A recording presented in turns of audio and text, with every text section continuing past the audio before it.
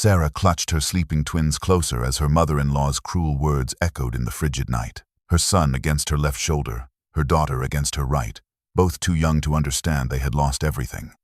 With nothing but a suitcase and $20, she was cast out of the Harrison estate 3 months after her husband's sudden death. The iron gates slammed behind her, declaring she and her children worthless. What they didn't know, what even Sarah didn't know, was that her late husband had hidden something extraordinary. Tucked in a forgotten safety deposit box was a document worth $100 million. She would have to survive the brutal months ahead with nothing but fierce love and an old friend's kindness. Could she endure long enough to discover the truth? When the family who threw her away learned what they had done, would their greed know any bounds? The grandfather clock in the Harrison estate's marble foyer struck 9 in the evening. Its deep, resonant chime, a sound Sarah had once found comforting, but now felt like a death knell marking the end of her life as she knew it. Victoria Harrison stood in the center of the grand entrance hall, her tall frame draped in an expensive black dress that seemed to absorb the light from the crystal chandelier above. Her silver hair pulled back so severely it stretched the skin of her face into a mask of cold fury. Beside her stood Marcus, David's older brother, his arms crossed over his chest, his expression a mirror of his mother's contempt, and behind them, like a vulture waiting for carrion, was the family attorney, a thin man named Whitmore, whose wire-rimmed glasses reflected the light in a way that made his eyes disappear completely. Sarah stood on the bottom step of the grand staircase, her 3-year-old twins pressed against her legs, Emma's small hand clutching her mother's worn jeans while James buried his face in the fabric, both children sensing the danger in the air even if they couldn't understand it. It had been 3 months since David's funeral, 3 months since the car accident that had stolen her husband, 3 months of increasingly cold treatment from his family, but she had never imagined it would come to this. Victoria's voice, when she finally spoke, was like ice cracking over deep water, cold and sharp and utterly without mercy. "You have 20 minutes to pack a bag and leave this house," she said, her thin lips barely moving, her pale blue eyes fixed on Sarah with the kind of hatred usually reserved for sworn enemies, not the mother of her grandchildren. "You trapped my son with those children, you little gold digger. You wormed your way into this family with your tears and your poverty and your manipulation, and now that David is gone, you have no place here."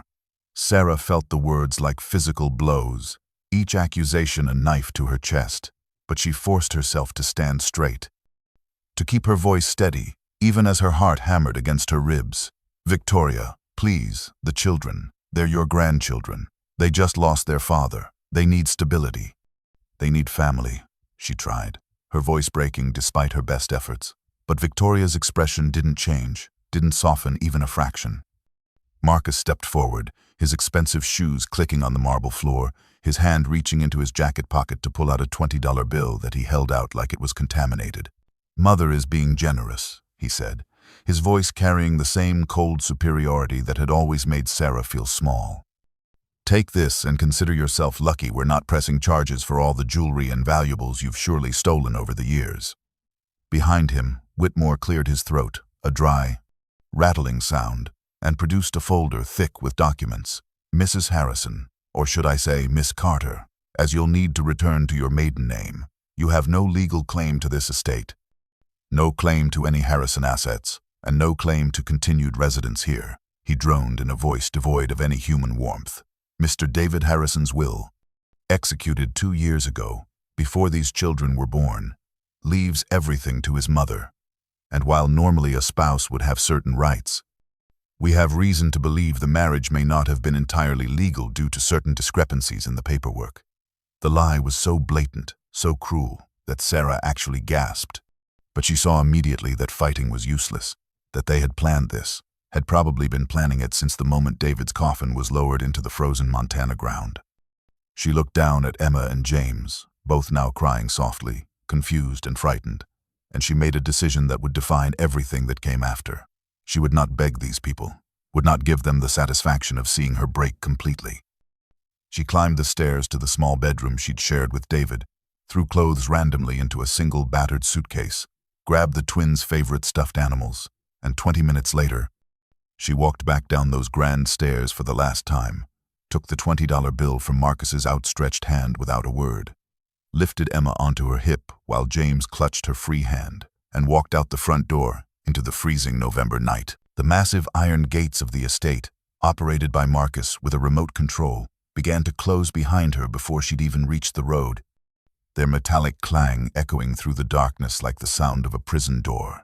And as Sarah stood on the empty country road with nothing but a suitcase, $20, 2 crying children, and the clothes on her back, she watched those gates seal shut with a finality that told her she was truly alone now, cast out from the only security she'd known since David had brought her to Montana 5 years ago, abandoned by the family she'd tried so hard to be part of, thrown away like trash into the cold and unforgiving night. The walk from the Harrison estate into the small town of Clearwater was nearly 3 miles. A distance that had seemed inconsequential when Sarah had driven it in David's truck, but now stretched into an eternity of darkness and cold that seeped through her thin jacket and into her bones. Emma rode on her left hip, her small arms wrapped around Sarah's neck, while James walked beside her, his hand gripped so tightly in hers that both their fingers had gone numb, and the old suitcase she dragged behind them scraped and bumped over the uneven pavement, one of its wheels broken and wobbling uselessly. The November wind cut through the valley like a blade, carrying with it the promise of the brutal Montana winter that was descending on the mountains, and Sarah's breath came in visible puffs that dissipated into the darkness as she focused on putting one foot in front of the other, her arms aching from Emma's weight, her shoulder burning where the suitcase strap dug into her flesh. The twins had stopped crying about an hour into the walk, not because they felt better, but because they were too exhausted and cold to cry anymore, their small bodies shivering against her despite her best efforts to keep them warm. When the lights of downtown Clearwater finally appeared, weak yellow glows in the distance, Sarah nearly wept with relief, though she had no idea what she would do when she got there. No plan beyond finding somewhere warm for her children to rest. Most of the businesses were closed, their dark windows reflecting her haggard face as she passed. But at the corner of Main and Pine Street, she saw salvation in the form of a neon sign that flickered, Millie's Diner, open 24 hours, the red and blue letters buzzing softly in the quiet night. She pushed through the glass door, a small bell chiming overhead, and the wave of warm air that hit her face was so overwhelming that she actually stumbled, catching herself on the doorframe as Emma stirred against her shoulder and James pressed closer to her leg. The diner was nearly empty, just 2 truck drivers nursing coffee at the counter, and an elderly man in a booth staring into space, and behind the counter stood a woman in her 50s with kind brown eyes, graying hair pulled back in a practical ponytail, and a name tag that read, Helen, pinned to her pink uniform. Helen took one look at Sarah, at the children clinging to her, at the broken suitcase and the desperation written across every line of her face, and her expression shifted from polite waitress smile to something deeper, something that spoke of understanding and shared struggles. "Honey, you look like you've had a hell of a night," Helen said softly, coming around the counter to gently take Emma from Sarah's arms, the child too tired to protest as the waitress settled her into a booth with practiced ease. "Let me get these babies some hot chocolate, and you some coffee, and then we'll figure out what's what." Sarah wanted to say she had no money for food, that she couldn't pay, but the words stuck in her throat as Helen waved away her protests and returned moments later with steaming mugs and 2 plates of scrambled eggs and toast that she set in front of the twins. Emma and James ate mechanically, their small hands struggling with the forks, and Sarah forced herself to drink the coffee, the bitter heat spreading through her chest like liquid courage. When the diner's other customers had left and the night stretched toward midnight, Helen locked the front door, flipped the sign to "Closed," and led Sarah and the twins through the kitchen to a small storage room in the back that smelled of flour and cardboard. "It's not much, but it's warm and it's safe," Helen said, pulling down several flattened cardboard boxes and spreading them on the floor, then bringing out a stack of clean kitchen towels to use as makeshift blankets. "You and your babies can stay here tonight. And in the morning, we'll talk about what comes next." Sarah wanted to thank her, to express the profound gratitude that threatened to overwhelm her. But all she could manage was a nod as tears finally spilled down her cheeks. She lay down on the cardboard with Emma on one side and James on the other, their small warm bodies pressed against hers, and in the darkness of that storage room, surrounded by the smell of old grease and dish soap, Sarah let herself remember. 3 months ago, she'd had everything. A husband who loved her, a beautiful home, security, a future that seemed bright and certain. David had been her everything. The shy software engineer who'd swept her off her feet with his quiet kindness and genuine heart, who'd proposed to her on a hiking trail overlooking these same Montana mountains, who'd cried tears of joy when the twins were born. The car accident had been sudden and brutal, his vehicle losing control on a mountain road and plunging into a ravine, the police calling it mechanical failure, and in the space between one heartbeat and the next, Sarah had become a widow. She'd thought his family would rally around her and the children, thought the shared grief would bind them together, but instead, Victoria and Marcus had turned cold almost immediately. Their questions about David's finances and assets starting within days of the funeral, their treatment of her shifting from distant to hostile as the weeks passed. Now, lying on cardboard in a diner storage room with $20 to her name and nowhere to go, Sarah understood that she'd never really been part of the Harrison family at all, that they'd tolerated her only because of David, and without him, she was nothing to them, disposable and easily discarded. The morning light filtered through the small window of the storage room, pale and cold, and Sarah woke to find Helen standing in the doorway with fresh coffee and a bag of day-old donuts that she pressed into Sarah's hands with a smile that held no pity, only kindness. The twins stirred slowly, their faces still puffy from crying and exhaustion, and as they ate the donuts with quiet concentration, Helen pulled Sarah aside to the diner's kitchen where an old rotary phone hung on the wall beside the walk-in freezer. "You need to call someone, honey," Helen said gently, her hand resting briefly on Sarah's shoulder. "There's got to be somebody who can help you, because you can't stay in my storage room forever. Much as I'd let you." Sarah's mind raced through the short list of people she'd known before David, before Montana, before her life had become so small and isolated. Her own parents were dead, lost to a car accident when she was 19, the tragedy that had derailed her college education and left her working 3 jobs just to survive. David's family had just proven themselves worse than useless. But there was one name that surfaced from the depths of memory, a friend from those brief 2 years of college before everything fell apart. Rachel Martinez had been her roommate, her confidant, the person who'd helped her through her parents' death and held her when she cried. And though they'd lost touch over the years, their lives diverging as Sarah married and moved away, she remembered Rachel's fierce loyalty and generous heart. With trembling fingers, Sarah dialed the number she'd looked up in Helen's phone book, listening to the phone ring once, twice, 3 times, her heart sinking with each unanswered tone. And then a voice, familiar even after 5 years, said breathlessly, "Hello?" Sarah's voice cracked as she said, "Rachel, it's Sarah, Sarah Carter. I mean Sarah Harrison.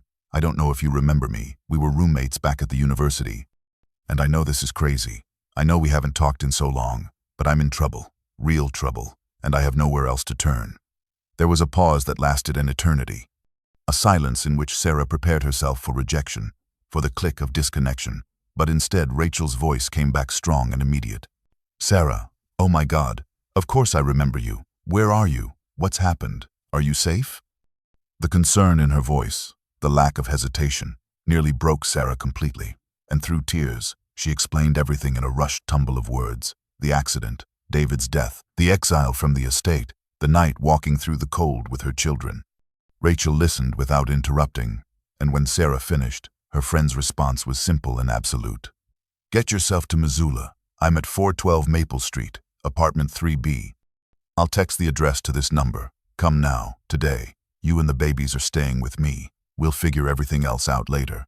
2 hours later, Sarah and the twins stood at the Clearwater bus station with tickets to Missoula that Helen had paid for with her own money, refusing Sarah's tearful promises to pay her back, simply hugging her tight and whispering, "You take care of those babies and you remember that kindness isn't a debt.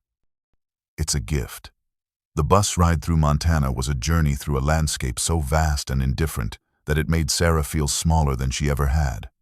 The mountains rising on either side of the highway like ancient sentinels watching over a wilderness that cared nothing for human struggles.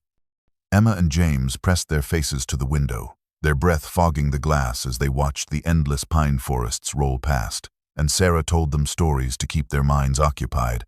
Fairy tales about brave children who faced giants and wolves, about lost princes who found their way home, about magic that came when you needed it most. She made her voice cheerful and bright, animated the stories with gestures and funny voices, all while her own mind spiraled with terror about what came next, about how she would feed her children beyond today, about how she would ever recover from this freefall into poverty. The other passengers on the bus, mostly working people heading to the city, occasionally glanced at the young mother with her 2 small children and her battered suitcase. And Sarah wondered what stories they imagined about her. Whether they saw a woman fleeing abuse, a drifter moving from town to town, or whether they simply saw her as invisible, another struggling soul in a world full of them. As the bus finally pulled into Missoula's small terminal and Sarah gathered her children and her single bag, she felt the weight of uncertainty pressing down on her like the low gray clouds that hung over the city. But she also felt a flicker of something she hadn't felt since David died, a tiny spark of hope that maybe, just maybe, she and her children would survive this after all. Rachel's apartment was on the 3rd floor of an old brick building that had seen better days. Its narrow hallway painted a dingy beige and smelling faintly of cooking oil and cigarette smoke. But when Rachel opened the door to 3B and pulled Sarah into a fierce hug, it felt like stepping into sanctuary. The apartment itself was tiny, a single bedroom with a living room barely large enough for a worn couch and a television on a plastic stand. A kitchenette with appliances that had been white decades ago and were now a sad yellowed cream, and a bathroom so small you had to step out to turn around. But Rachel had made it home with bright curtains on the windows, plants on every available surface, and photographs covering one wall in a cheerful collage of memories. "It's not much," Rachel said, her dark eyes warm as she ushered them inside. "But it's warm and it's safe and it's yours for as long as you need it." She was exactly as Sarah remembered, perhaps a little thinner, with new lines around her eyes that spoke of exhaustion and stress, but still radiating that same fierce energy that had made her such a force in college. Over the next few days, Sarah learned the full scope of her friend's circumstances and felt her gratitude deepen into something close to awe. Rachel worked 2 jobs, her main position as a nurse at St. Patrick Hospital on the 12-hour night shift, and a second job 3 days a week at an urgent care clinic, sleeping in fragmented chunks between shifts and surviving on coffee and determination. She'd been divorced for 8 months, Sarah learned, her ex-husband having left her for a younger woman and stuck her with most of their shared debt, and the small apartment was all she could afford, while paying down credit cards and trying to rebuild her life. When Sarah offered to pay rent, to contribute something, anything, from the $20 she still had clutched in her pocket, Rachel had actually laughed, a sound both bitter and warm. "Sarah, honey, you focus on those babies and getting back on your feet. I'm not taking money from a woman who has nothing. That's not how this works. We're friends and friends help each other. Period." The matter-of-fact way she said it, the absolute refusal to accept any payment, made Sarah realize that Rachel's generosity wasn't coming from abundance but from sacrifice. That every day Sarah and the twins stayed here meant Rachel was stretching her already thin resources, even thinner, eating less so the children could eat more, giving up her bedroom so they could have privacy while she slept on the couch. Emma and James began to adjust to their new reality with the resilience of children who have no choice but to adapt. They learned to play quietly in the small living room, building towers from Rachel's nursing textbooks and creating elaborate imaginary worlds with their 2 stuffed animals and whatever household items they could repurpose. Rachel bought them a box of crayons and a coloring book from the dollar store, and they spent hours sprawled on the worn carpet, their small faces serious with concentration. But Sarah saw the trauma lurking beneath their careful adjustment. Saw it in the way Emma would sometimes stop mid-play and stare out the window with eyes too old for her face. Saw it in the way James would wake, screaming from nightmares about dark roads and cold gates. The worst moments came when they asked questions that Sarah had no good answers for, questions delivered with the innocent directness of 3-year-olds who didn't understand why their world had been torn apart. "Mommy, when is Daddy coming home?" James asked one evening as Sarah tucked him into the makeshift bed on Rachel's floor, his blue eyes, so heartbreakingly like David's, searching her face for reassurance. "Daddy's not coming home, sweetheart, remember. Daddy went to heaven. He's watching over us, but he can't come back," Sarah said, her voice steady even as her heart cracked, and James nodded slowly, processing this, before asking in a smaller voice, "Can we go back to our big house? The one with my room with the race car bed?" Emma, lying beside her brother, added her own plea, "And my princess room, and Grandma Victoria. Why doesn't she love us anymore, Mommy? What did we do wrong?" Sarah pulled both children close, feeling their small, warm bodies against hers, and struggled to find words that would give them truth without breaking them. "You didn't do anything wrong, babies. Nothing at all. Sometimes grown-ups make bad choices that hurt the people they should protect, and Grandma Victoria made a bad choice. But that's not your fault. You are perfect and loved, and we're going to be okay." But as she held them and felt them finally relax into sleep, Sarah stared at the water-stained ceiling of Rachel's tiny apartment and wondered if she was lying to them, if they would ever really be okay. If a mother's love could possibly be enough to heal the wounds that had been carved into their young hearts by loss and cruelty, and the sudden violent poverty that had become their new reality. The job search began on Sarah's third day in Missoula, when she could no longer stand the weight of being a burden and sat at Rachel's tiny kitchen table with the newspaper classifieds spread before her, a pen in her hand and a sinking feeling in her chest as she confronted the reality of her situation. Her resume, hastily typed on Rachel's ancient laptop, was a disaster, showing a 3-year gap that screamed to potential employers exactly what she was: a stay-at-home mother with no recent work experience, no references from the last half-decade, and skills that had atrophied from disuse.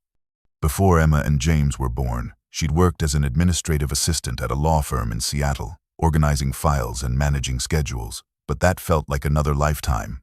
And when she called her old supervisor to ask for a reference, the woman barely remembered her and offered only lukewarm praise that damned her with faint words.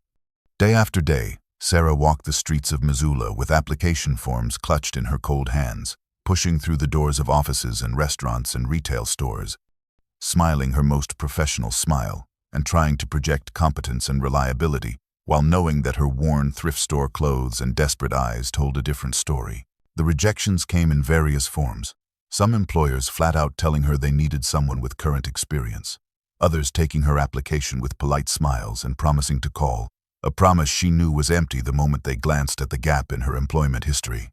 One office manager, a thin woman with sharp eyes, had actually asked her point-blank why she'd stopped working, and when Sarah explained about her children, the woman's expression had shifted to something between pity and dismissal, saying they really needed someone who could commit to unpredictable hours, someone without childcare constraints. After 2 weeks of searching, of walking until her feet ached and facing rejection after rejection, Sarah finally found a lifeline at Morrison's Grocery, a large chain supermarket on the edge of town where the manager, a weary-looking man named Tom, seemed less interested in her resume than in her willingness to work the graveyard shift. The job was stocking shelves from 11 at night until 7 in the morning, minimum wage at $7.25 an hour, no benefits for the first 6 months. Physically demanding work that would leave her exhausted, but it was employment, it was money, and Sarah accepted it with a gratitude that seemed to surprise Tom. The logistics were challenging but manageable because of Rachel's impossible generosity.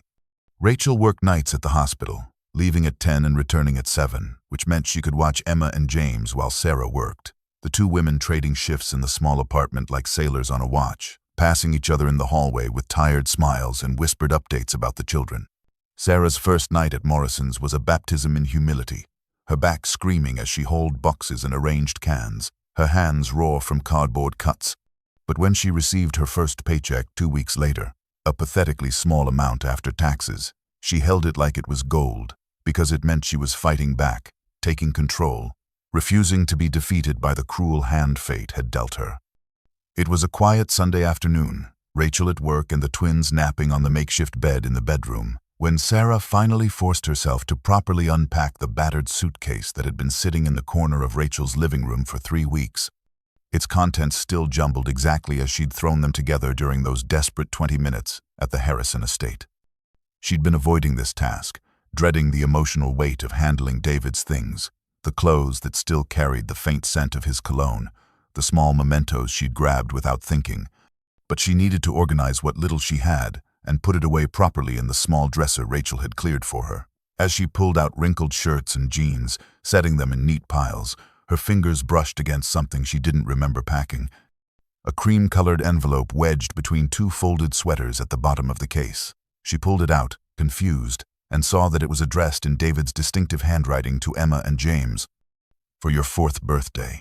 And her breath caught in her throat, because their 4th birthday was still 5 months away, and David had been dead for nearly 4 months now.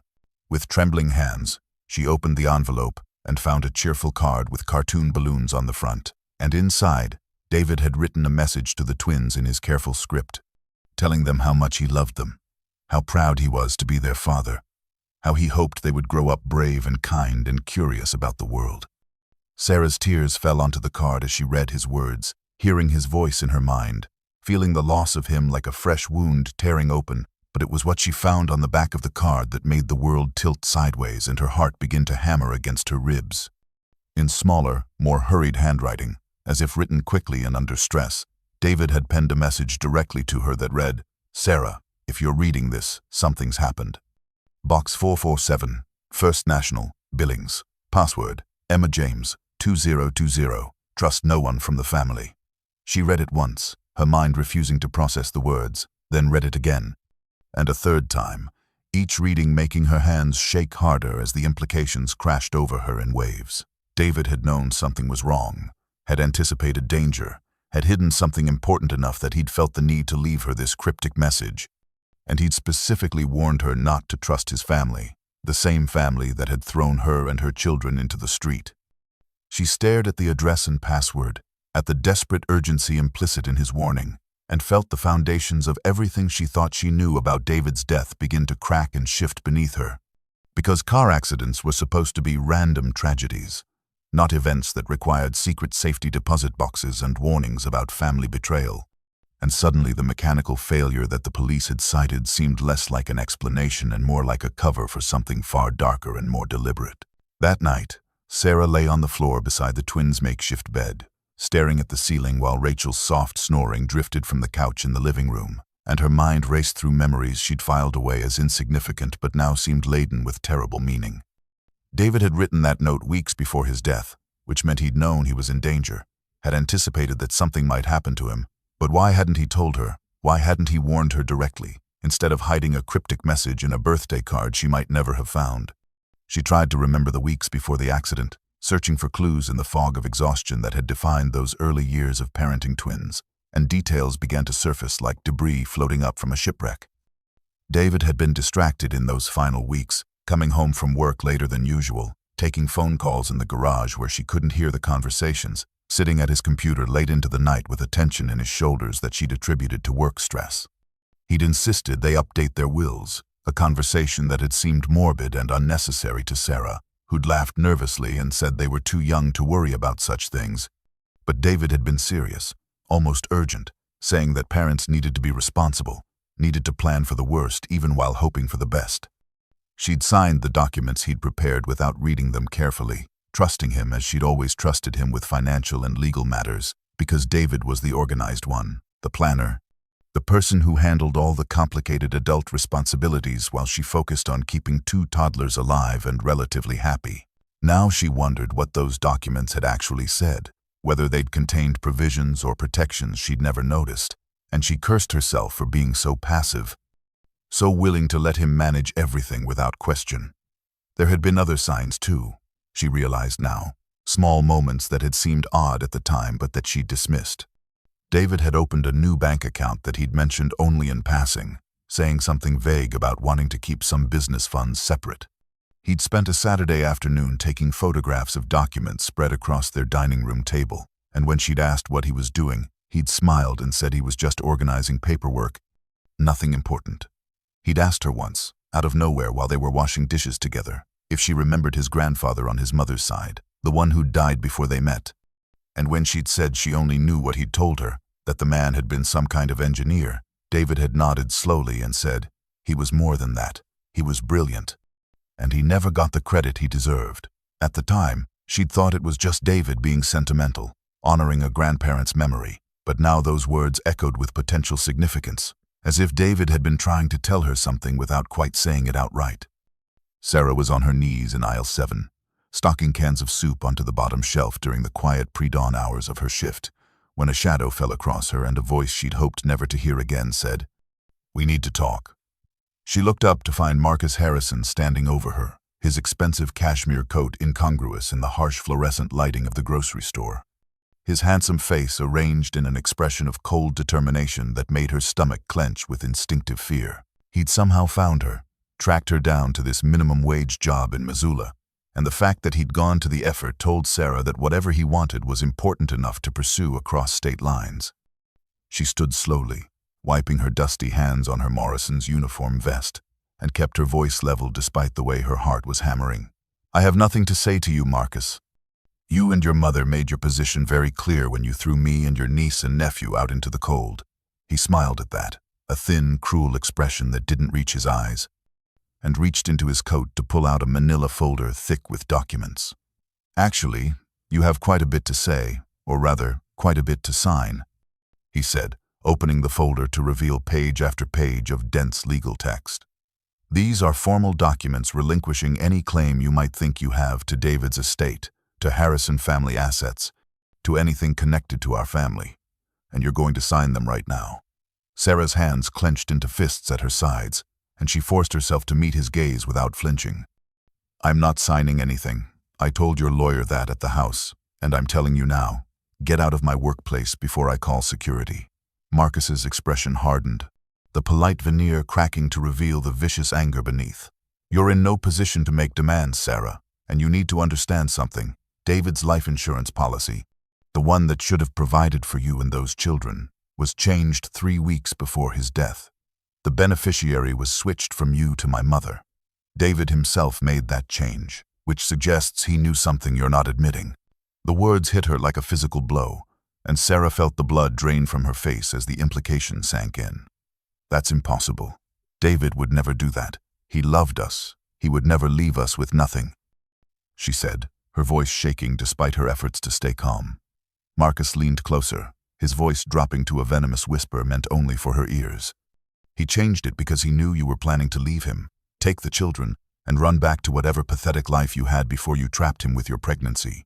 He told Mother everything in those final weeks, how unhappy you made him, how you were just waiting for the right moment to file for divorce and take him for everything he was worth. The lie was so monstrous, so perfectly calculated to wound, that Sarah actually gasped, and tears of fury sprang to her eyes. That's not true. None of that is true. David loved me and I loved him and we were happy. You're lying because you want something. Because there's something you're afraid I'll find. She saw the flash of alarm in Marcus's eyes before he controlled it, saw the confirmation that her words had struck close to truth, and she pressed her advantage even as her whole body trembled. I'm not signing your papers. Now get out. Emma and James turned 4 on a cold December morning in Rachel's tiny apartment, and Sarah woke them with kisses and whispered birthday wishes. Determined to make the day special despite having almost nothing to give them, she'd spent nearly her entire first paycheck from Morrison's on supplies for the celebration, walking to 3 different stores to find the best prices, finally returning with a small sheet cake from the bakery discount rack that read, "Happy Birthday" in slightly smeared blue frosting. 2 stuffed animals from the thrift store that she'd carefully washed and fluffed to look almost new, a tiger for James and a bunny for Emma, and a package of balloons that Rachel helped her blow up and tape to the walls until the small living room looked festive and bright. The twins were genuinely excited, their faces lighting up with joy that seemed untouched by the poverty surrounding them, because at 4 years old they had no real understanding of what they'd lost. No ability to compare this modest celebration with the extravagant party they'd had just 1 year ago. But Sarah remembered, and the memory was a knife twisting in her chest as she watched them play with their thrift store toys. Their 3rd birthday had been held at the Harrison estate, the vast backyard transformed into a carnival with a bounce house, a petting zoo, a magician who'd perform tricks that made the children shriek with delight, and a custom 3-tiered cake decorated to look like a castle. There had been dozens of guests, children from the country club and their well-dressed parents, mountains of expensive presents that the twins had opened with the casual disregard of children who had too much. And David had been alive, his arm around Sarah's waist as they watched their children laugh and play in the Montana sunshine. Now there were 4 people crammed into a small apartment, a $6 cake, and 2 stuffed animals that smelled faintly of someone else's home. But Emma and James seemed happy, and that was something, Sarah told herself, even as her heart broke. They sang Happy Birthday, the twins blowing out their 4 candles with Rachel cheering and taking pictures on her phone, and they ate cake with plastic forks while sitting on the floor because there wasn't room at the small table for everyone. That night, after Rachel had gone to work and Sarah was tucking the twins into bed, Emma looked up at her with those serious blue eyes and asked in a small voice, "Mommy, why doesn't Grandma Victoria love us anymore? Did we do something bad?" Sarah felt her throat close, felt the familiar sting of tears, and she pulled Emma close while James listened from his side of the makeshift bed.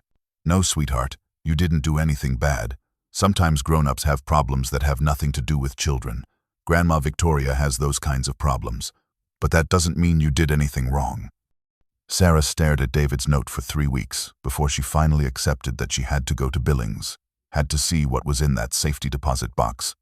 Because the cryptic message combined with Marcus's threatening visit and the revelation about the changed life insurance policy had created a puzzle that consumed her thoughts during every quiet moment at work. The practical obstacles were daunting and potentially catastrophic to the fragile stability she'd managed to build.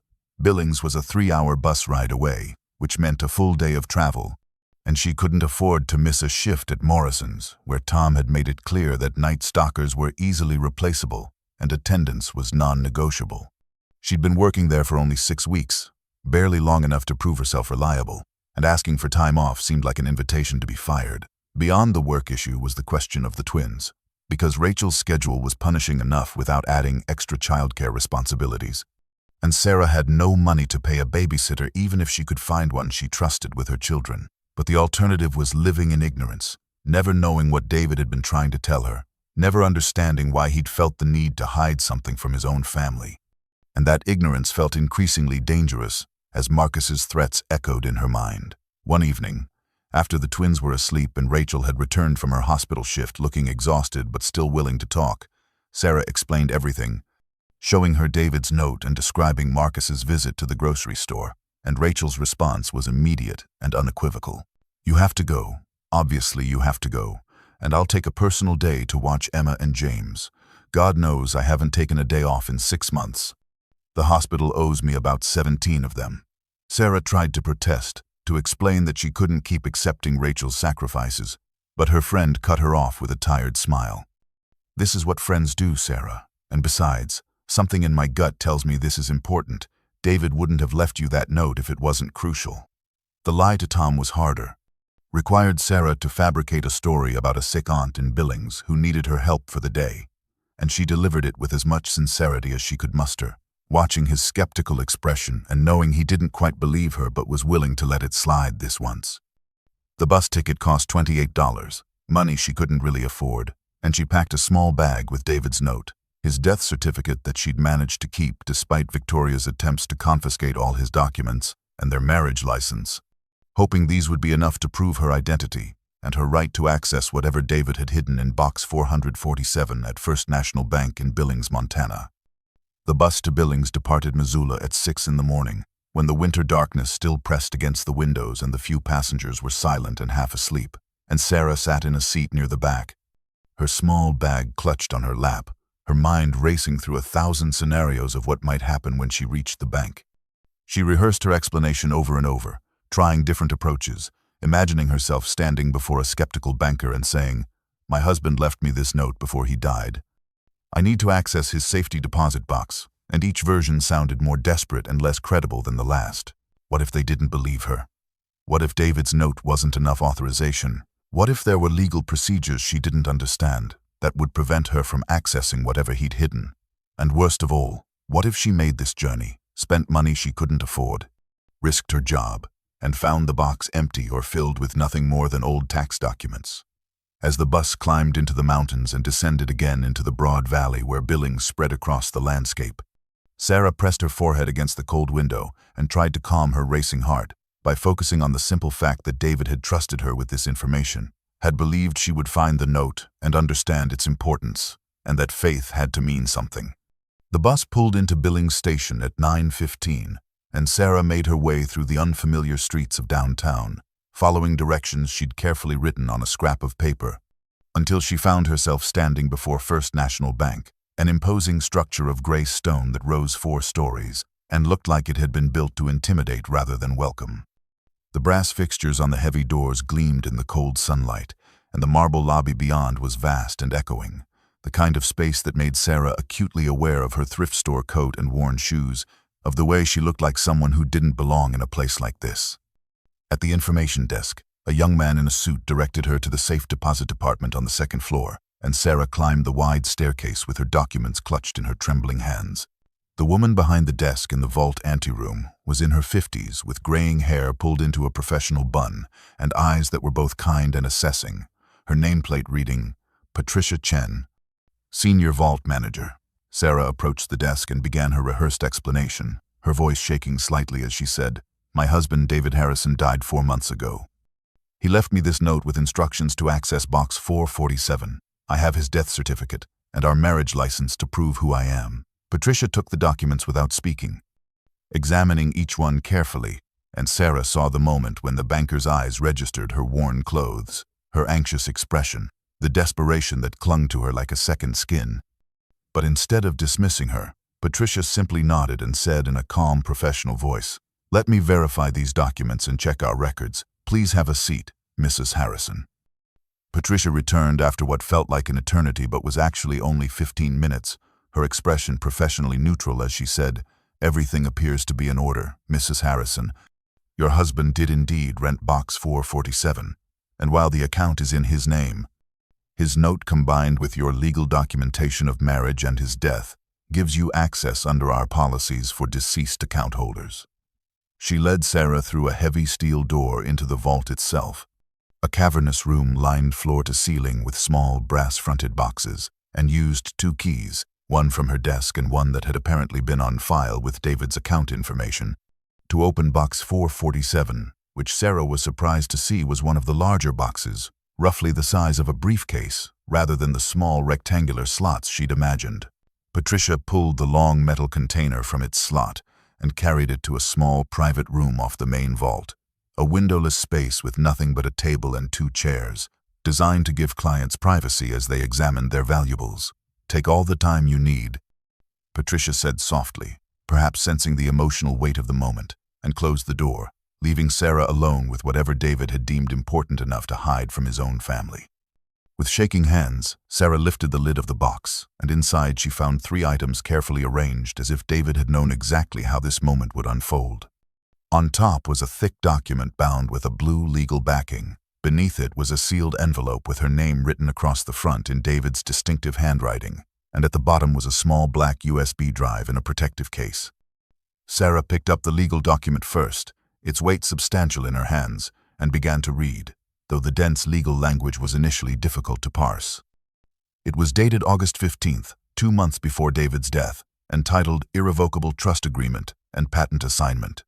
And as Sarah worked through the complicated clauses and whereases, her hands began to tremble so violently that she had to set the pages on the table to continue reading. The document explained that David Michael Harrison had inherited, upon reaching his 30th birthday as specified in his maternal grandfather's will, full rights to United States Patent Number 8,945,673, titled Advanced Photovoltaic Energy Conversion System with Integrated Storage Mechanism, a technology that, according to the document, had been licensed to 17 major renewable energy companies worldwide and generated annual royalty payments that had been held in trust during David's 20s. Sarah's eyes skipped ahead, searching for the crucial information, and when she found it, when she saw the assessed current value of the patent and its associated licensing agreements, her vision actually blurred and she had to blink several times to make sure she was reading the numbers correctly. $100 million, written both as a figure and spelled out in words to prevent any ambiguity. That was the conservative estimated value of the patent and its future earnings, and David had created this irrevocable trust, naming Sarah Elizabeth Harrison and her children Emma Rose Harrison and James David Harrison as the sole beneficiaries, with language specifically excluding any and all members of the Harrison family by blood relation to the grantor from having any claim whatsoever to the assets. The document went on to explain that David's maternal grandfather, a man named Walter Brennan who had died when David was 12, had been a brilliant engineer who'd made this breakthrough in solar technology in the 1980s, but had been too ahead of his time for it to find commercial success until the green energy boom of the 2000s. And he'd structured his will to ensure the patent would pass to his grandson rather than his daughter Victoria, apparently distrusting her character even then, and David had honored his grandfather's wishes by keeping the inheritance secret from his family, knowing they would try to claim it for themselves. Sarah set the trust document aside with trembling hands and picked up the sealed envelope, her name written across the front in David's careful script. And as she tore it open and unfolded the pages inside, she felt as if her husband was suddenly in the room with her, his voice speaking to her across the barrier of death. "My dearest Sarah," the letter began, If you're reading this, then my worst fears have come true, and I'm so sorry, so desperately sorry that I wasn't more careful, that I didn't tell you everything sooner, that I've left you alone to face what's coming." He went on to explain the full story of his grandfather, Walter Brennan, Victoria's father, a man David remembered as kind and brilliant, but perpetually disappointed by his daughter's materialism and her husband's social climbing ambitions. Walter had been an electrical engineer who'd spent his career working for various companies but pursuing his own research in his spare time. And in 1984, he'd had a breakthrough, inventing a crucial component that made solar panels dramatically more efficient and able to store converted energy in a revolutionary way. The patent had been filed but had languished for decades because the technology was ahead of its time and the fossil fuel industry had no interest in funding its development.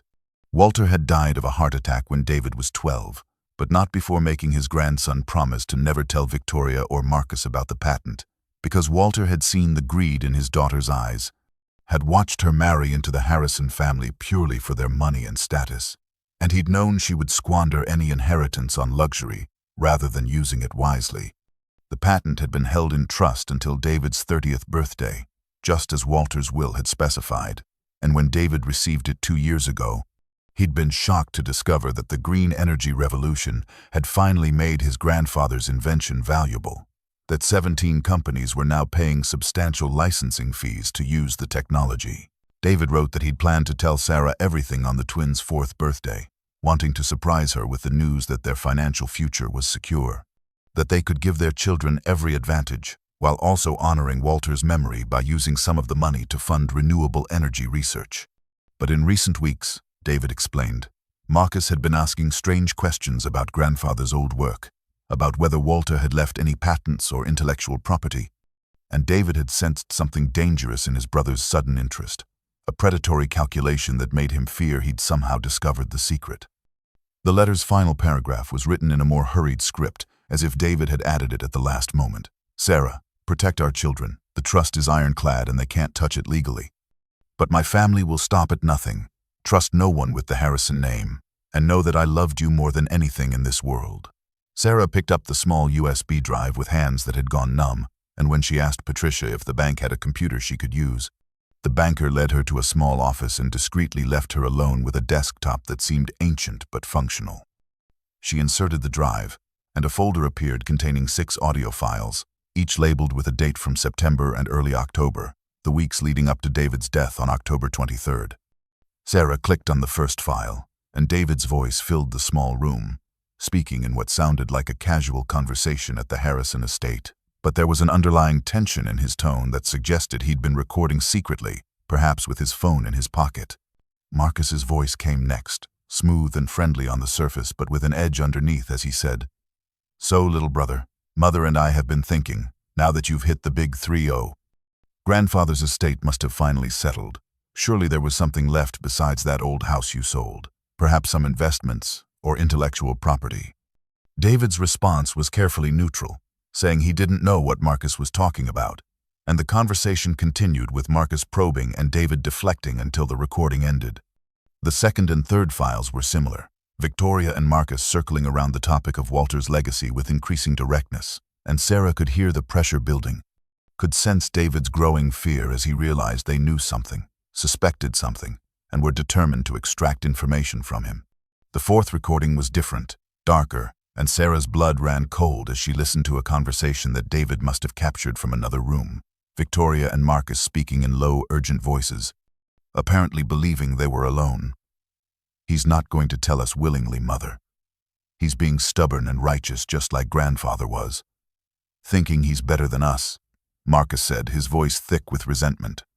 Victoria's response was chilling in its casual cruelty. "Then we need to handle this differently. Walter's patent is worth a fortune now, with all these green energy companies, and I'll be damned if some silly promise made to a child is going to keep us from what's rightfully ours. David is my son, which means anything he inherited from my father should pass to me." The fifth recording contained Marcus saying something that made Sarah's stomach drop, his voice matter-of-fact as he told someone on the phone, "The car's been prepared. He drives that route every Tuesday. The brake line will fail on the mountain road. It'll look like mechanical failure. No one will question it. The final recording was the worst. Victoria's cold aristocratic voice stating with absolute certainty, "If David won't share what's ours, then we'll simply have to wait for nature to take its course. And when he's gone, we'll make sure that common woman and her brats get absolutely nothing. I'll contest everything. Claim the marriage was invalid. Claim she trapped him. Whatever it takes. The patent money stays in the Harrison family where it belongs." Sarah sat frozen in the chair, the recordings playing in a loop in her mind, and the terrible truth settled over her like a shroud. David hadn't died in an accident. He'd been murdered by his own mother and brother for money, and they'd very nearly succeeded in stealing everything from his children.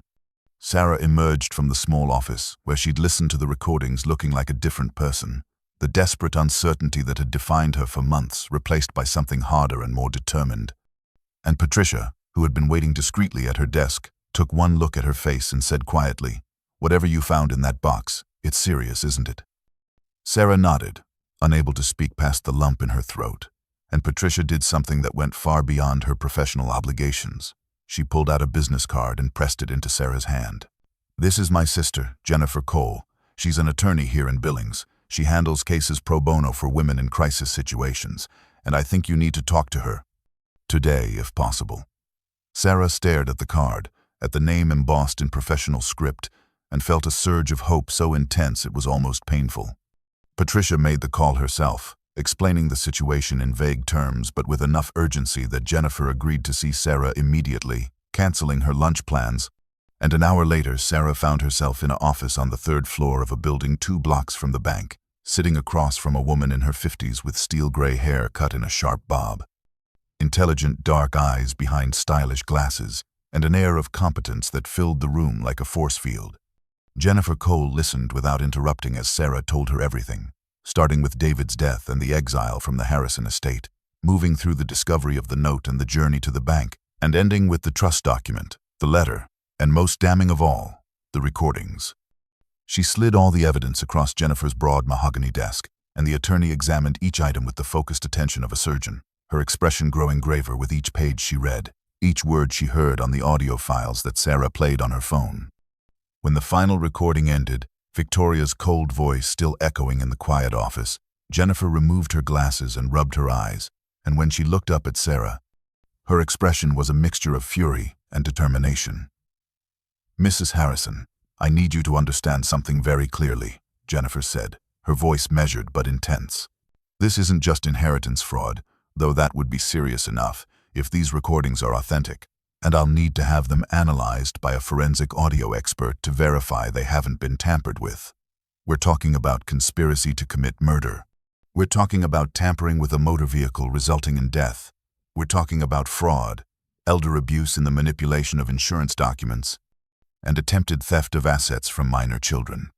Sarah felt the words wash over her like a wave, the legal terminology making the horror of it all somehow more real and more terrible. "Can we prove it? Can we stop them? Can we protect my children?" she asked, her voice breaking.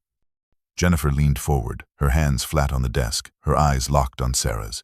"Yes, we can, and we will, but you need to understand that the moment we move forward with this, the Harrisons will come at you with everything they have. They'll try to destroy your credibility. They'll claim you're an unstable gold digger. They'll fight dirty because they're facing prison time. Are you ready for that fight?"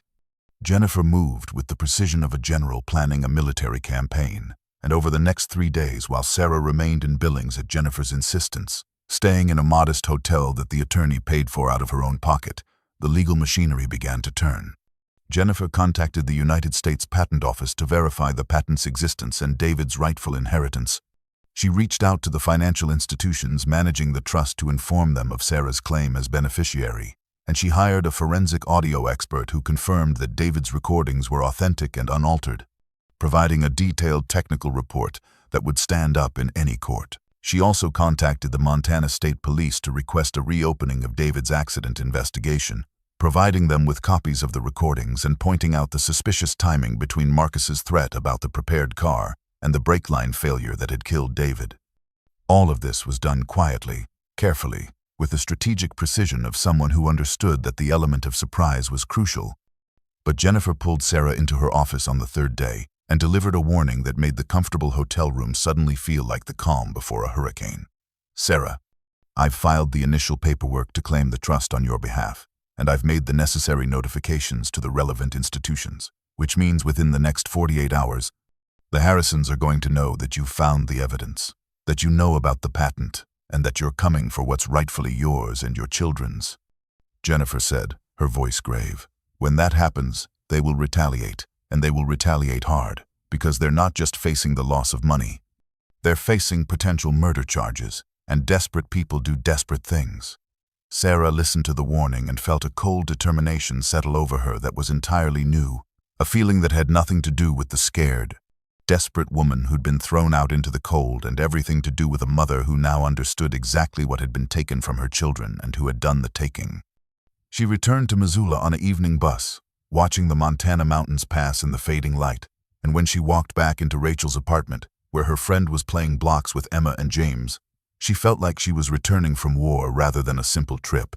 Rachel took one look at her face and knew something fundamental had changed. And that night, after the twins were asleep, Sarah told her everything, watching her friend's expression shift from shock to horror to fierce protective anger. Sarah returned to her night shift at Morrison's, stocking shelves in the quiet pre-dawn hours. But everything was different now because she was no longer just surviving. She was fighting. She was planning. She was waiting for the storm she knew was coming. She knew the truth about David's death, knew that her husband had been murdered for money by the people who should have loved him most, knew that Victoria and Marcus had thrown her children into poverty while sitting on a fortune that rightfully belonged to them, and that knowledge burned in her chest like a coal that would never go out.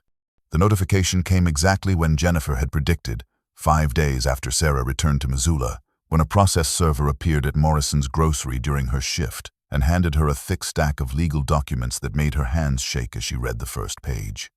Victoria and Marcus Harrison, through their attorney Whitmore, had filed emergency motions in Montana District Court, claiming that Sarah had forged the trust documents, that David's signature had been falsified, that she was an unfit mother living in poverty and subjecting the children to dangerous conditions, and most shockingly, that her marriage to David had been invalid due to what they claimed were irregularities in the license, making Emma and James illegitimate, and therefore not entitled to any Harrison family considerations.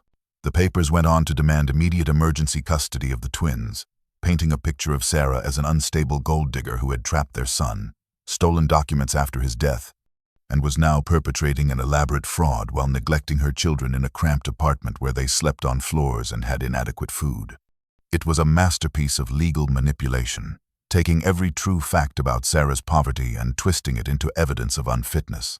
And she knew that to a judge who didn't know the full story, who only saw a minimum wage worker living in someone else's apartment, the allegations might sound disturbingly plausible.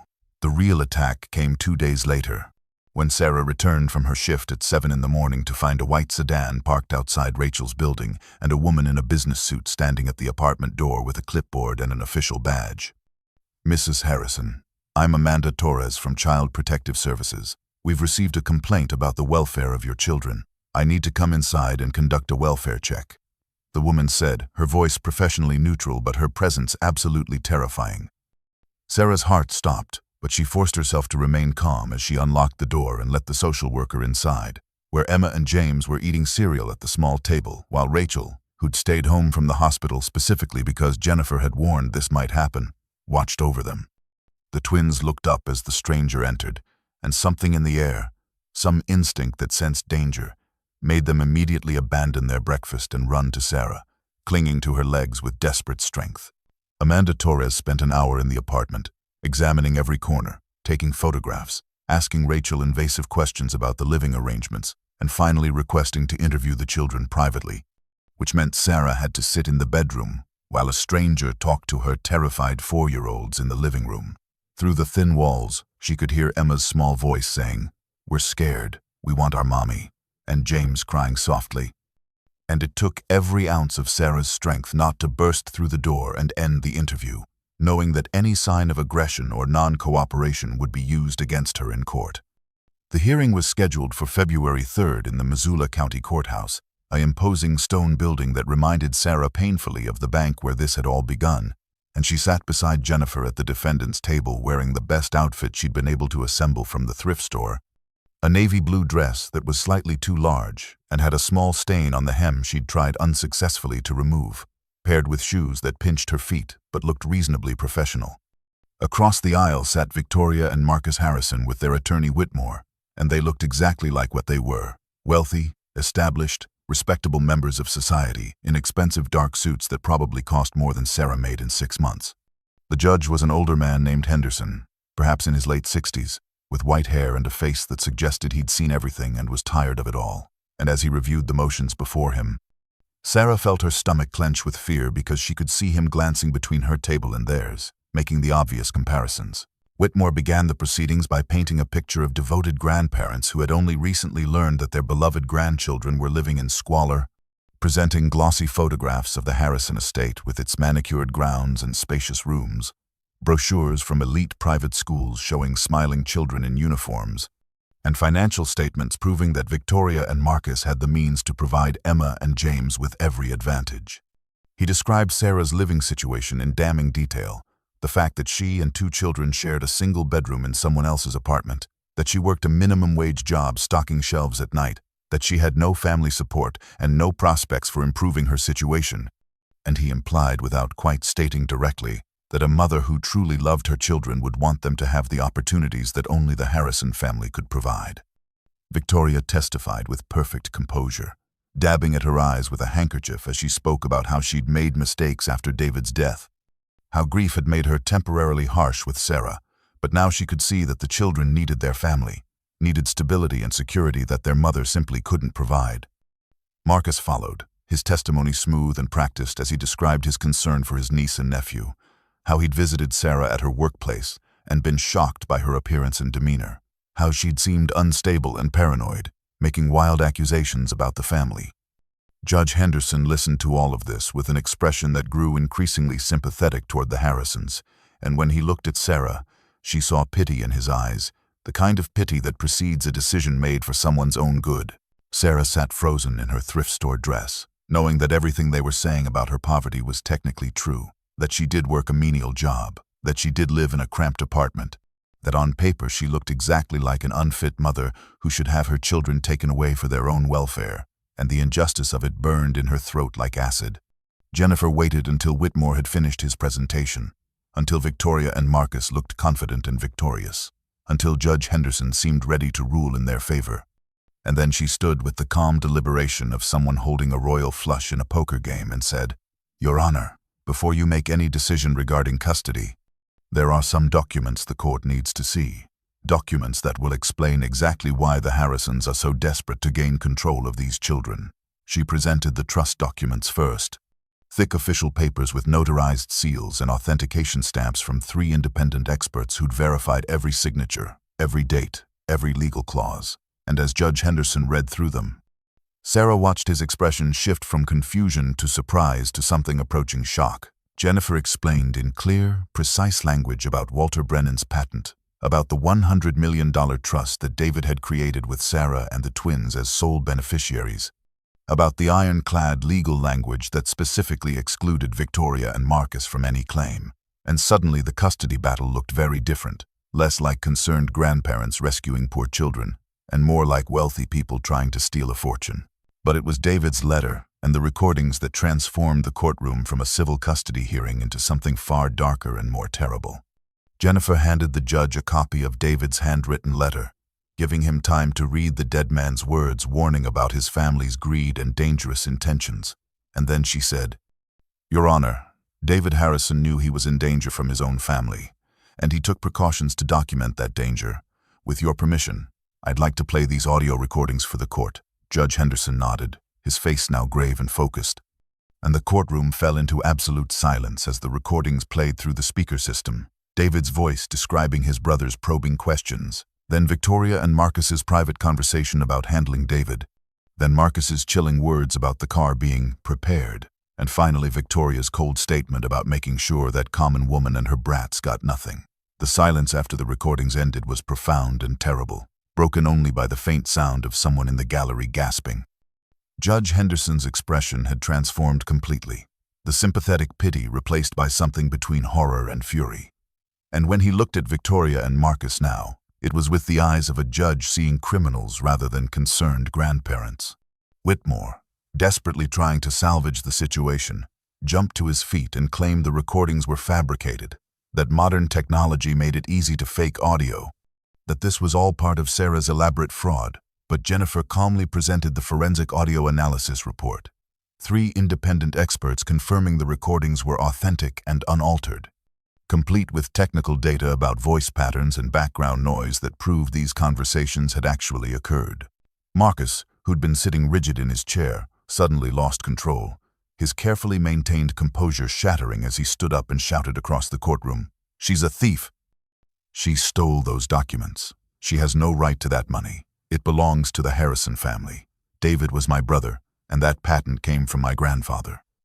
His outburst was so violent, so full of barely contained rage, that the bailiff actually stepped forward, and Judge Henderson slammed his gavel down with a crack that echoed through the chamber. "Mr.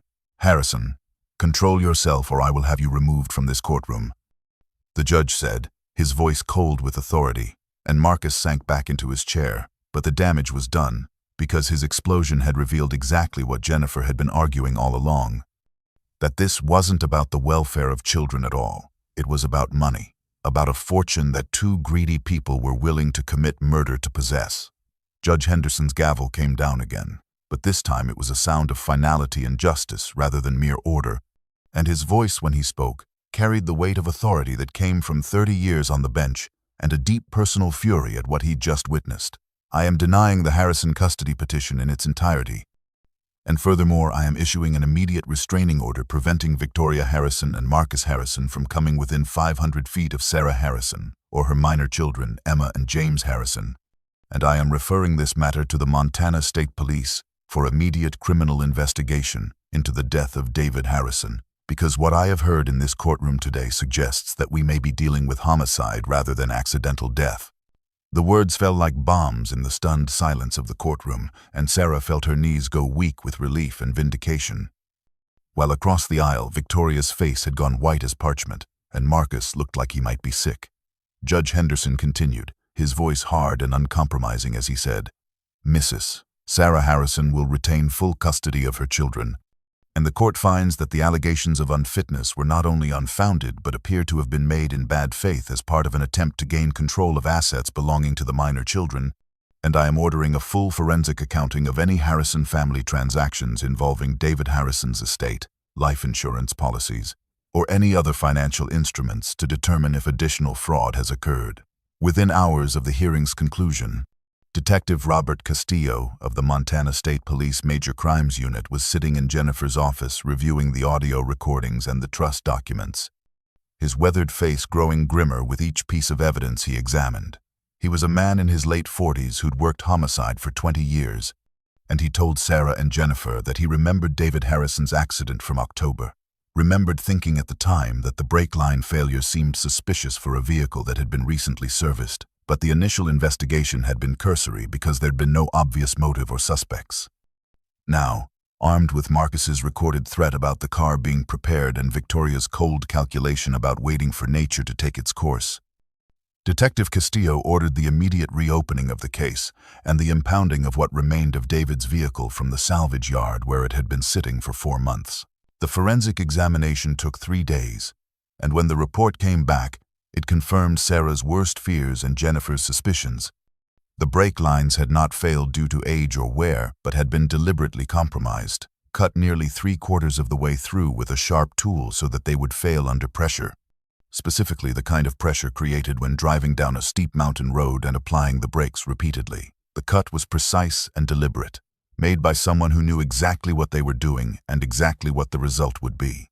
Detective Castillo then subpoenaed Marcus Harrison's phone records for the week before David's death, and what he found was damning. Marcus's cell phone had pinged off a tower near Brewer's Auto Service, the shop where David had his truck serviced, the day before the accident, and security camera footage from a business across the street showed Marcus's distinctive black Mercedes parked near the garage for approximately 30 minutes during a time when the shop was closed for lunch and the vehicles were combust, left unattended in the lot. The investigation had transformed from a civil custody dispute into a criminal case of conspiracy to commit murder, vehicular homicide, and fraud. And Sarah, sat in Detective Castillo's office, and watched him explain that arrest warrants were being prepared, that the district attorney was building a case that would likely result in decades of prison time if convicted. And she felt not triumph but a profound, exhausted sadness that it had come to this, that David's own family had loved money more than they'd loved him, that her children would grow up knowing their grandmother and uncle had murdered their father for greed. The story broke on a Tuesday morning, when a local Missoula reporter named Tom Chen, who'd been in the courtroom during the custody hearing, published an article with the headline, "Wealthy Montana Family Accused of Murder for $100 Million Patent." And within hours the story had been picked up by state news, then regional news, then national outlets, because it had everything that made for compelling television. Wealth, murder, greed, innocent children, and a young widow thrown into poverty by the very people who'd killed her husband. By Wednesday afternoon, news vans lined the street outside Rachel's apartment building, satellite dishes pointing skyward, reporters doing stand-ups with the modest building as backdrop, while describing how Sarah Harrison and her twins had been living in a one-bedroom apartment, the mother working minimum wage to survive, while her in-laws sat on a fortune that rightfully belonged to her children. Jennifer had warned Sarah this would happen and coached her carefully on how to handle the media attention, advising that she give one interview, just one, tell her story simply and honestly, and then retreat behind a wall of no comment while the legal process unfolded. Sarah chose to speak with Chen, the reporter who'd broken the story, because he'd been fair in his initial coverage, and she sat on Rachel's worn couch with Emma on her left side and James on her right, both children pressed against her, and simply told the truth. She described meeting David, their love, the joy of their twins' birth, his sudden death that had shattered their world, and the cruelty of Victoria and Marcus throwing them out with nothing. She explained finding David's note, the safety deposit box, the trust he'd created to protect his family, and the recordings that revealed his murder had been planned and executed by his own brother. Her voice broke when she talked about explaining to 3-year-olds why they couldn't go home, why Grandma didn't love them anymore, why Daddy wasn't coming back. And the raw emotion in her words, combined with the image of a young mother holding her children in a tiny apartment, created a narrative so powerful that the interview went viral within hours of airing. The public response was overwhelming and immediate. Social media exploded with outrage. Hashtags like Justice for David and Protect Sarah and the Twins trended nationally, and Victoria and Marcus Harrison's faces were plastered across every news outlet, labeled as monsters, murderers, people who'd killed their own son for money and then tried to steal from his orphaned children. The Harrison family business, a real estate development company that had relied on reputation and relationships with wealthy clients, began to hemorrhage as those clients publicly distanced themselves, issuing statements about being shocked and appalled and terminating contracts worth millions. Victoria's country club membership was quietly revoked. Marcus found his invitations to charity galas and business dinners suddenly withdrawn, and the social standing they'd valued above all else crumbled like sandcastles before a tide. Within a week, the family that had seemed so powerful and untouchable was being destroyed not by the legal system, which moved slowly, but by the court of public opinion, which had judged them swiftly and found them guilty of the worst crime imaginable, murdering their own child for greed. Judge Henderson ordered a closed hearing to take place in his chambers rather than the courtroom, understanding that 4-year-old children should not be subjected to the trauma of formal testimony in front of strangers. And he brought in Dr. Elena Martinez, a child psychologist who specialized in interviewing young witnesses in cases involving family trauma. Sarah was allowed to be present, but had to sit quietly in a corner while Dr. Martinez, a warm woman in her 40s with kind eyes and a gentle voice, sat on the floor with Emma and James, surrounding them with toys and art supplies to make them feel safe and comfortable. The interview was recorded on video for legal purposes, and what emerged over the course of an hour was a portrait of psychological cruelty that left everyone in the room shaken. Emma, who was slightly more verbal than her brother, described in her small, serious voice how Grandma Victoria had called Mommy trash on the night they left the big house, and how she'd said that Emma and James weren't real Harrisons because their mommy was poor and didn't belong with their family. Dr. Martinez, using age-appropriate questions and gentle probing, asked Emma how that had made her feel, and the little girl's response was heartbreaking in its simplicity. "It made me sad because Mommy cries at night and I don't know how to make her stop crying, and I thought maybe if we were real Harrisons, Grandma would love us, and Mommy wouldn't be sad anymore. James, the younger twin by 3 minutes, was quieter and more reserved, playing with toy cars while Dr. Doc Martinez talked to him. But when she asked if Grandma and Uncle Marcus had ever said things that made him confused or scared, he nodded and said in a voice barely above a whisper that Grandma Victoria had told them their daddy didn't really love them, that he'd wanted to leave them, and that's why he went away. The psychological damage of that lie was evident in the way James's small hands gripped the toy car, in the way he wouldn't meet anyone's eyes. And Dr. Martinez made careful notes while keeping her expression neutral and supportive. But it was James's final revelation that provided the most damning evidence of the Harrisons' consciousness of guilt. When Dr. Martinez asked if Uncle Marcus had ever talked about their daddy's accident, James nodded and said, "Uncle Marcus came to see us before we left the big house. And he said Daddy's car crash happened because Daddy was stupid and didn't take care of his truck, and that stupid people get hurt."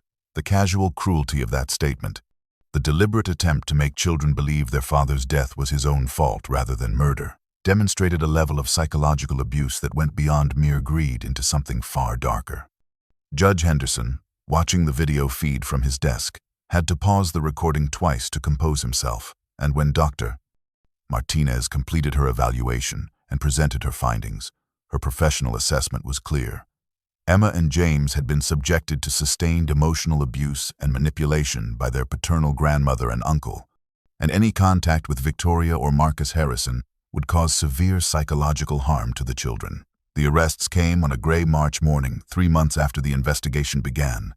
When Detective Castillo and a team of officers arrived at the Harrison estate with warrants and found Marcus in his study going over financial documents, desperately trying to liquidate assets before they could be frozen, and Victoria in the sitting room sipping tea as if nothing in her perfectly ordered world had changed. The evidence against Marcus was overwhelming and damning. Bank records showed a $50,000 cash withdrawal 2 days before David's death. Security footage from the auto shop clearly showed him entering the lot during the lunch hour when it was unattended. And most damning of all, the mechanic himself, a man named Tony Brewer who'd been offered immunity in exchange for testimony, confirmed that Marcus had paid him to sabotage David's brake lines, describing in detail how Marcus had handed him the cash in a manila envelope and explained exactly what needed to be done to make the failure look like a mechanical problem rather than deliberate tampering. Marcus was charged with conspiracy to commit murder, solicitation of murder, and tampering with a motor vehicle resulting in death, charges that carried a combined maximum sentence of life in prison. And when the officers read him his rights and placed the handcuffs around his wrists, he remained silent, his face a mask of shock and disbelief that his carefully constructed plan had unraveled so completely. Victoria's arrest was equally dramatic, charged as an accessory after the fact for her knowledge of Marcus's plan and her failure to report it, and more significantly for fraud and forgery in the illegal changing of David's life insurance beneficiary. Documents that forensic analysis proved contained a forged signature. Not David's actual hand, but a skilled imitation that Victoria had arranged through a corrupt notary who had also agreed to testify. Both were denied bail, Judge Henderson ruling that they represented a flight risk given their substantial financial resources and the severity of the charges, and that they potentially posed a danger to witnesses, specifically Sarah and the twins. The perp walks were broadcast live on every major news network. Marcus and Victoria Harrison led from their mansion in handcuffs, their faces caught by dozens of cameras, no longer the wealthy, powerful family who'd once seemed untouchable, but just 2 frightened criminals facing the consequences of their greed. The images were stark and brutal. Victoria, who'd always been so impeccably dressed and composed, now wearing a rumpled suit and looking decades older than her 63 years. Her carefully maintained mask of superiority shattered to reveal the frightened, bitter woman beneath, and Marcus, whose confidence and charm had carried him through life, now pale and shaking as he was loaded into a police transport vehicle. The irony was not lost on the watching public or on Sarah herself, who watched the coverage from Rachel's apartment with tears streaming down her face. The family who had thrown her and her children out into the freezing cold, who had stripped them of everything and left them with nothing, now faced the coldest imprisonment of all: steel bars and concrete cells, and the complete destruction of the lives they'd valued above human decency. The legal process was lengthy and complex, involving multiple courts and jurisdictions, patent lawyers and trust specialists, financial audits and authentication procedures.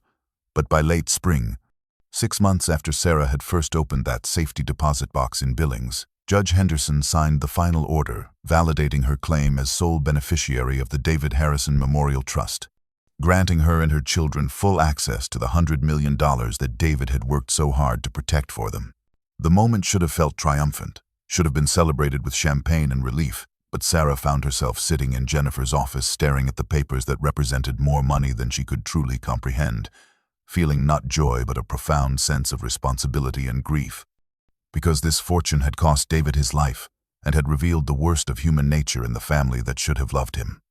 She didn't rush to change her life, didn't immediately quit her job or move out of Rachel's apartment or buy the mansion that suddenly she could afford.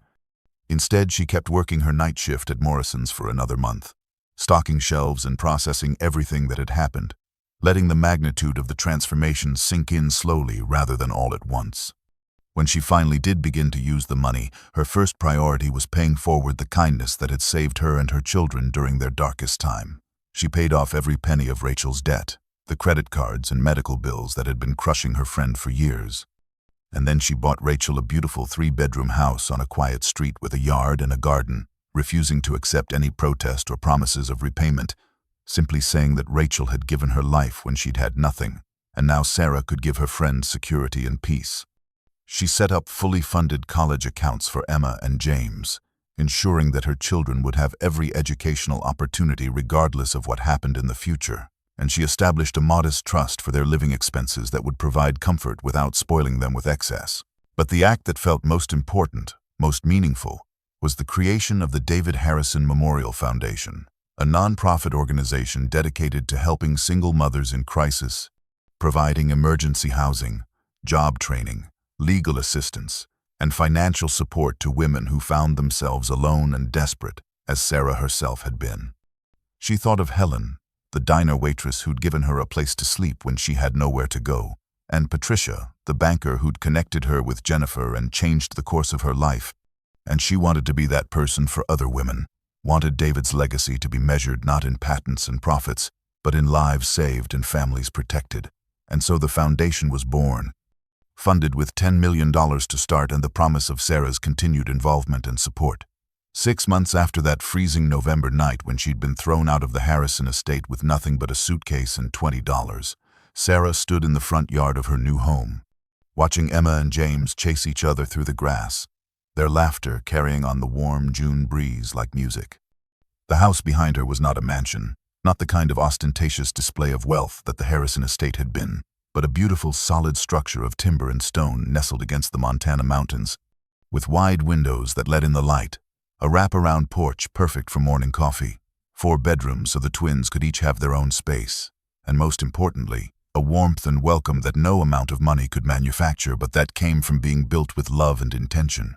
Rachel lived in the guest house at the edge of the property, a charming 2-bedroom cottage that gave her privacy while keeping her close, and the arrangement had transformed their friendship into something deeper, a chosen family bound not by blood but by loyalty and shared struggle. And the twins called her Aunt Rachel now, running to her with scraped knees and exciting discoveries as naturally as they came to Sarah. The wealth that Sarah now possessed, the $100 million that had cost David his life, sat mostly untouched in carefully managed accounts and trusts. Because Sarah had learned something profound during those months of poverty and fear, she'd learned that wealth wasn't about the size of your house or the status of your address. It was about security, about knowing your children would eat tomorrow and have a roof over their heads, about having the power to help others who were drowning the way she had been drowning. And that realization had changed how she viewed every dollar, every decision, every opportunity the money presented. She lived modestly by choice, drove a reliable but ordinary car, dressed her children in comfortable clothes from regular stores, and dedicated herself to the foundation that bore David's name, spending her days helping women who reminded her of the desperate person she'd been just months ago. The twins were thriving, their nightmares less frequent, their smiles more genuine, the trauma of those dark months slowly healing in the safety and stability of this new life. And one evening, as Sarah was tucking them into their beds in rooms decorated with their own choices and filled with their own things, Emma looked up at her with those serious blue eyes and asked the question Sarah had been dreading. "Mommy, Will Grandma Victoria ever come visit us here? James, in the bed across the room, went quiet, waiting for the answer, and Sarah knelt between them, pulling both children close, feeling their warm, solid presence, and said gently but firmly, "No, sweethearts, Grandma Victoria won't be visiting. She made choices that hurt people, hurt your daddy, hurt us, and sometimes people who make those choices have to face consequences. But you don't need to worry about that because you have everyone who truly matters right here. You have me and Aunt Rachel and all the people who love you for exactly who you are." She kissed them both goodnight and walked to the large window in the hallway, looking out at the mountains that rose against the darkening sky, the same mountains David had loved. The same wilderness where they'd hiked together when the twins were babies strapped to their backs, and she pressed her hand against the cool glass and whispered, "Thank you, David. Thank you for protecting us, for leaving us the map to find the truth, for loving us enough to plan for the worst while hoping for the best. We're going to be okay now. We're going to honor your memory every single day, and I promise our children will grow up knowing that their father was a hero who sacrificed everything to keep them safe."